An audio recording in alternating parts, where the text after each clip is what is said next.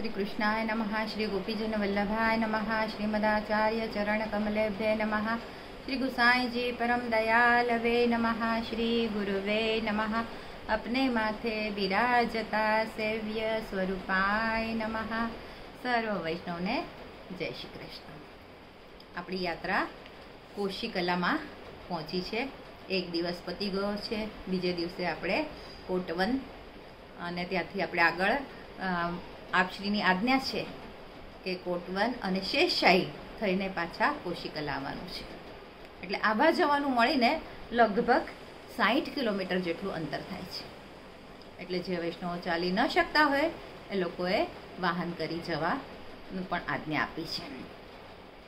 आ रीते दरेक जण पोतपोतानी रीते जेने जेम अनुकूळ होय ए रीते सुंदर प्रभुનું स्मरण करता करता गोपाला गोपाला श्री कृष्ण शरणम मम धून करता करता આગળ વધતા જાય છે। અને સારસ્વત કલ્પમાં જે કંઈક બધી લીલાઓ કરી હતી એ બધી જ લીલાઓ શ્રીનાથ બાવાએ અત્યારે પાછી વ્રજમાં બધી કરી છે। બધા જ લીલાનો આનંદ આપણે માણી રહ્યા છે।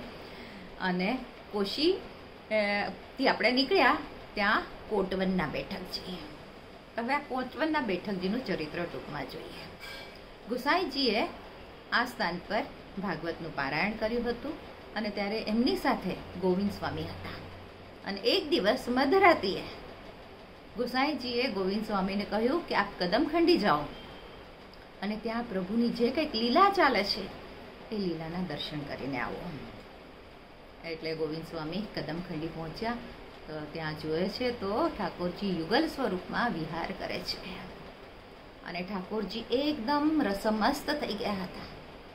અને ત્યાં स्वामीजीने मोतीनो हार तूटी गयो અને બધા मोती ત્યાં વિખરાઈ ગયા। ત્યારે પ્રભુએ બધા मोती પોતાના સ્વહસ્તે ભેગા કર્યા, એનો સુંદર હાર સિદ્ધ કર્યો અને સ્વામીજીને ફરીથી પહેરાવડાવ્યો। આવી સુંદર લીલાનું સુંદર દર્શન ગોવિંદ સ્વામીને થયા। એ તો એટલા બધા ભાવ વિભોર થઈ ગયા, જાણે એમ દેહભાન છૂટી જાય એવી સ્થિતિ આવી ગઈ। અને ગુસાઈજીની કૃપાથી જ ગોવિંદ સ્વામીને આ સુંદર ઝાંકી થઈ। ગોવિંદ સ્વામી પાછા આવ્યા અને આવીને ગુસાઈજીને ત્યાં બધી જ લીલાનો સુંદર વર્ણન કરી સંભળાવ્યું, દિવ્ય દર્શન કર્યા। એનો લાભ મને આપની કૃપાથી મળ્યો છે એટલે એ કૃતકૃત થઈ ગયા।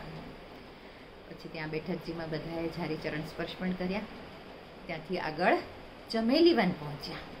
આ ચમેલી વન કોટવનથી લગભગ 3 કિલોમીટર દૂર છે અને આ એકદમ સઘન વૃક્ષવાળું વન છે। એટલું બધું રમણીય સ્થાન છે એટલે આજે એટલી સુંદરતા છે, જાત જાતના વૃક્ષો શોભાયમાન છે। એટલે નૈસર્ગિક પ્રાકૃતિક સૌંદર્ય જેને કહેવાય એ અહીંયા સુંદર વિખરાયેલું છે અને એટલું સઘન વૃક્ષ કે એટલે એનું નામ ભૂલન વન પણ પડ્યું છે। એટલે કોઈ તમે આમ તેમ રસ્તે આડે અવળે જતા રહો તો ભૂલા પડી જાઓ, પાછા ક્યાં નીકળવું એ તમને ખબર જ નહીં પડે।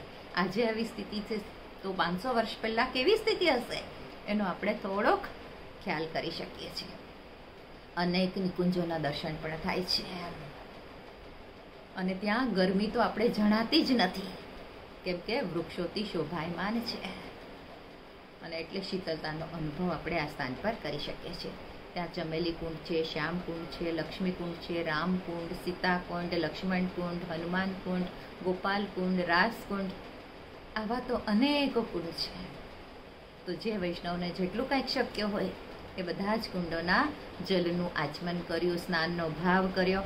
પછી ત્યાં હનુમાનજીનું પણ મંદિર આવેલું છે અને વાનરોની તો સંખ્યા પુષ્કળ છે। કેટલાક વૈષ્ણવના તો ચશ્મા વાનરો ખેંચી ગયા, તો કોઈકના હાથમાં કંઈક પ્લાસ્ટિકની થેલીમાં કંઈક ખાવાનું હોય એ ખેંચી ગયા।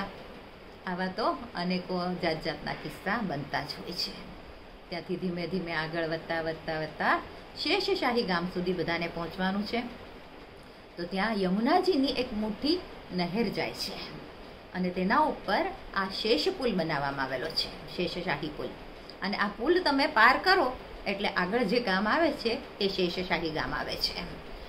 અને આ સ્થાન પર ત્યાંથી આગળ એક જવાય છે, શેષશાહી ગામ જવામાં જે વચ્ચે રસ્તો આવે છે એ ત્યાં એક ગામનું નામ છે હતોના ગામ। આ સ્થાન પર રતિદેવ એટલે કે સોરી, રતિદેવને કામદેવ હતાશ થઈ ગયા હતા. અને ત્યાં એક જે બીજું કુંડ છે એ કુંડનું નામ છે રતિદેવ.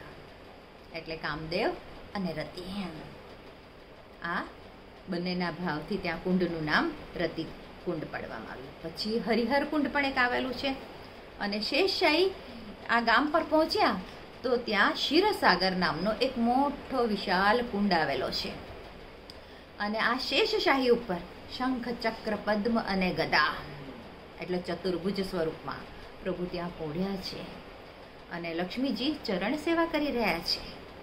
આવી રીતના સુંદર લક્ષ્મીનારાયણના દર્શન બધાને થાય છે. અને પ્રભુના નાભીમાંથી કમળ નીકળીને એ કમળની ઉપર બ્રહ્માજી પણ વિરાજમાન છે. તો કહેવાય છે સારસ્વત કલ્પમાં એક વખત આ બધા વ્રજ ભક્તોએ ઠાકોરજીને વિનંતી કરી કે અમને આપના ક્ષીરસાગરના દર્શન કરવાના છે. ત્યારે દાઉભૈયા શેષ રૂપ ધારણ કર્યું.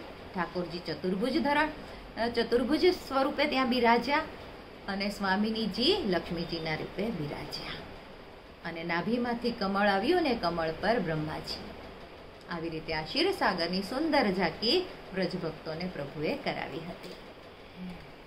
અને પછી આ બધી ઝાંકી બધા કમ્પ્લીટ પૂરી કરી અને શેષશાહીથી પછી હવે બધા પાછા કોશિકલા તરફ પાછા રવાના થયા. આજ માટે આટલું જ. આના પછી 26મો દિવસ આગળ આપણે કાલે વધીશું.